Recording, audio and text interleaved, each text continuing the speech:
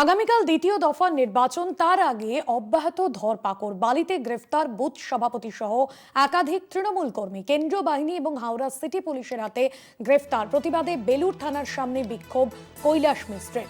ভোটের আগে ধরপাকড় অব্যাহত, তৃণমূল কর্মী সমর্থকদের গ্রেফতার করা হয়েছে। বালিতে গ্রেফতার বুথ সভাপতি সহ একাধিক তৃণমূল কর্মী, কেন্দ্রীয় বাহিনী এবং হাওড়া সিটি পুলিশের হাতে গ্রেফতার করা হয়েছে। বেলুর থানার সামনে প্রতিবাদ তৃণমূল প্রার্থীর। বিধানসভা নির্বাচনের দ্বিতীয় দফা আগামীকাল, তার আগেও ধরপাকড় অব্যাহত। এবার হাওড়ার বালিতে সেই ছবি ধরা পড়ল। বেশ কয়েকজন তৃণমূল কর্মী সমর্থকদের গ্রেফতার করা হয়। কেন্দ্রীয় বাহিনী এবং হাওড়া থানা পুলিশের হাতে গ্রেফতার করা হয়েছে। হাওড়া সিটি পুলিশের হাতে গ্রেফতার করা হয়েছে। প্রতিবাদে বেলুর থানার সামনে বিক্ষোভ তৃণমূল প্রার্থীর।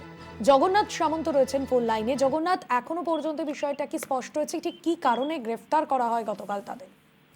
দেখো, তৃণমূল প্রার্থী কৈলাস মিশ্র এখনো পর্যন্ত বিষয়টা স্পষ্ট করেনি এবং তিনিও জানে না যে কি কারণে তৃণমূল কর্মী সমর্থক বুথ সভাপতিকে রাতের অন্ধকারে বাড়িতে দরজা ধাক্কা মেরে গ্রেপ্তার করলো। এই গ্রেপ্তারের পেছনে কি উদ্দেশ্য সেটা এখনো পর্যন্ত স্পষ্ট নয়। তবে যেটা জানা যাচ্ছে যে নির্বাচন, তুমি জানো, এরা বুথ লেভেলের কর্মী, তৃণমূল কর্মী, তাদের গ্রেপ্তার করে যদি আটক করে রাখা যায় তাহলে প্রার্থী, অর্থাৎ তৃণমূল কংগ্রেসের প্রার্থী, তার নির্বাচনের লড়াই খানিকটা বাধা হবে, অর্থাৎ যে বিঘ্ন ঘটবে। কেননা এরা বুথ স্তরের কর্মী, তারা এজেন্ট হিসেবে বসে, সেই এজেন্ট গুলোকে সমস্ত গ্রেপ্তার।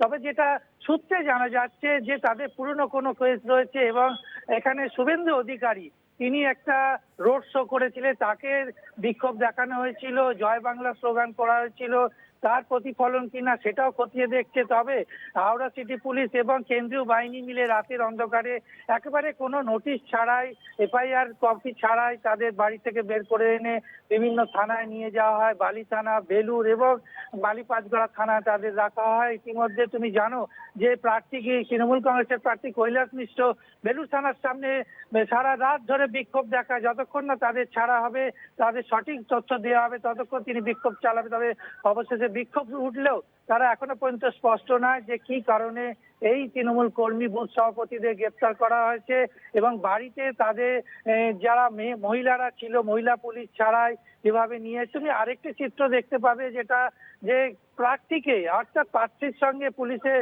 ধস্তাধস্তি, হাত ধরে টেনে বিক্ষোভ থেকে তুলে দেওয়া হচ্ছে, সেই চিত্রটাও আমাদের ক্যামেরা ধরা পড়েছে। তবে এই মুহূর্তে বলা যেতে পারে যে একেবারে তৃণমূলের কর্মী সমর্থকদের ধরপাকড় চলছে সারা রাত ধরে।